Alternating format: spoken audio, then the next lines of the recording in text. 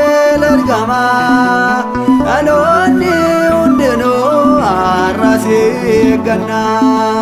gammachuus ni himta gaddaa balleessita fuula Waaqa duraa kanaaf nuuf dhaabatta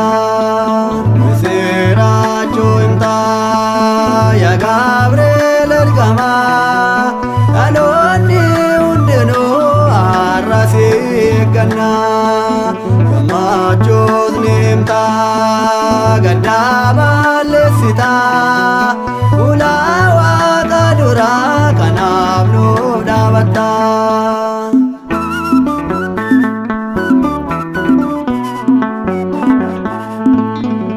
Maariyaamiidhaan dhaqxee nagaan siif haa ta'u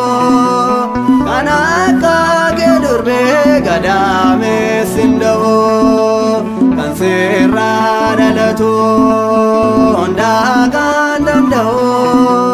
maqaan isaa dhalootaaf Yesuus haa ta'u misiraachuu himta yaa Gabriel ergama dhaloonni hundinuu arrasi ganna gammachuus ni himta gaddaa balleessita fuula Waaqa duraa kanaaf nuuf dhaabatta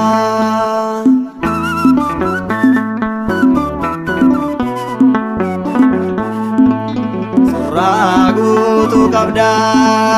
warqee kan uffattu nama gargaaruudhaaf halkan ariifattu har'aasi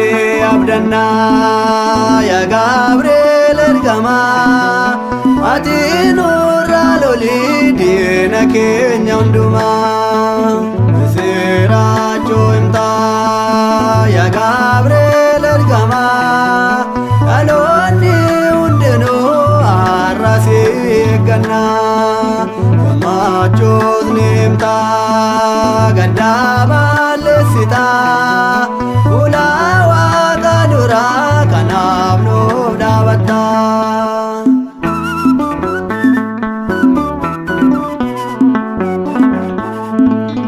ijoollee sadanii abidda kan baaste humna fannoodhaan dhaqxe kan gargaarte imaami siraachoo nama kan gargaartu yaa Gabriel kottu diinni haala yaatu misiraachuu himta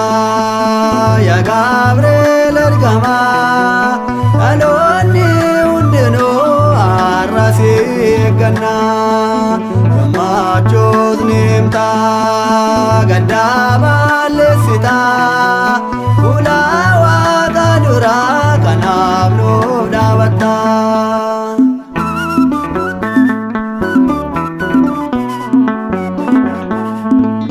maqaa kee faarfadha dhaloota fannaama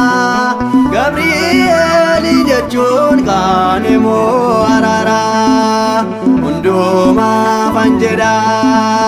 hundumtuu dhagaa kan Gabriel ganee waayyoo akkam ta'a misiraachuu himta yaa Gabriel ergama dhaloonni hundinuu arrasi ganna gammachuus ni himta